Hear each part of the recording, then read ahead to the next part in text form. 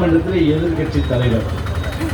அந்த எதிர்கட்சி தலைவராக இருந்து அன்றைக்கு அம்மாவுக்கு இழைக்கப்பட்ட கொடுமை நாட்டு மக்கள் மறந்து விடுவார்களா?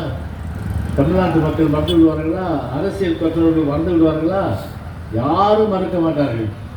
அன்றைக்கு அந்த சட்டமன்றமே ஒரு துரியோதன சபையாக, துச்சாதன சபையாக மாறி ஒரு பெண் என்றும் பாராமல் அம்மாவின் தலைமுடியை பிடித்து இழுத்து சேலை இழுத்து இதே துறைமுருகன் அந்த பணியை அந்த வேலை செஞ்சார் சொல்லிட்டு இன்னைக்கு அந்த குற்றச்சாட்டை இன்னைக்கு துறைமுகம் ஒரு 6 ஆண்டு வருவாக இன்றைக்கு இருந்து கொண்டிருக்கிறது. அந்த துச்சாதனன் குடும்பம், துச்சாதனன் சேலை பிடித்து இழுத்து மானவங்கப்படுத்தி தலைமுடி பிடித்து காலால் எட்டி ஒழித்து அந்த அளவுக்கு ஒரு பெண் என்று பாராமல் இதே நாளில் தான் 89ஆம் ஆண்டு மார்ச் 25ஆம் தேதி ஆனால் வெளியில் வந்தாங்க அம்மா ஒரு தலைவிதி கோலத்தோட அந்த கிழிந்த சேலையோட வெளியில் வந்து என்ன சொன்ன தெரியுமா?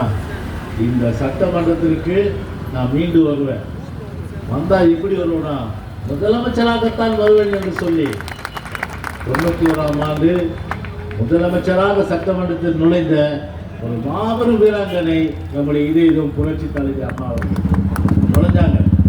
91ஆம் ஆண்டு நான் அம்மாவுடைய அமைச்சர் இன்றைக்கு அமைச்சராக இருந்தேன். அப்படி திமுகவுக்கு வந்து அந்த வன்முறை கலாச்சாரம்னா அதை கைவந்த கலை. அது அம்மா மட்டும் இல்லை, புரட்சி தலைவர் எம்ஜிஆர் அவர்கள் 1972 கட்சி ஆரம்பித்த போது எப்படிப்பட்ட ஒரு கொடுமையான சம்பவங்கள் எல்லாம் அரங்கேற்றப்பட்டது. ஒரு கொடி ஏற்ற விட மாட்டாங்க. தமிழ்நாட்டில் வந்து அடக்குமுறைகள்.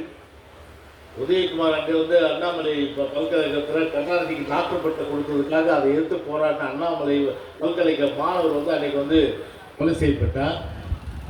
வத்தலகுண்டு ஆறுமுகம், பூலாவரி சுகுமாரன், இப்படி கணக்கற்ற இளைஞர்கள் அன்றைக்கு புரட்சி தலைவருக்காக, அனைத்து அண்ணா திராவிட முன்னேற்ற கழகத்திற்காக ரத்தம் சிந்தி வளர்த்த இயக்கம் அது அனைத்து இந்திய அண்ணா திராவிட முன்னேற்ற கழக இயக்கம்.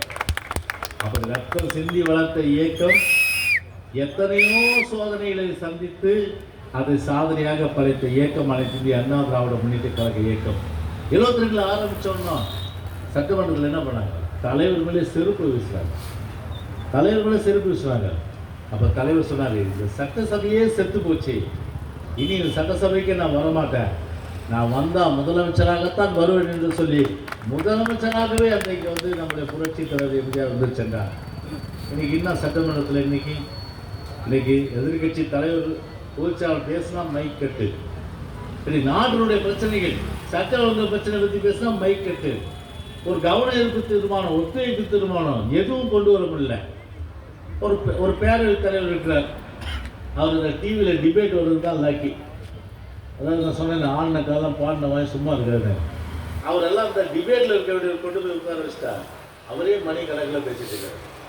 அம்மா என்னை நியமிச்சாங்க பேரவைத் தலைவர், தெரியும், இன்னைக்கு தெரியும்.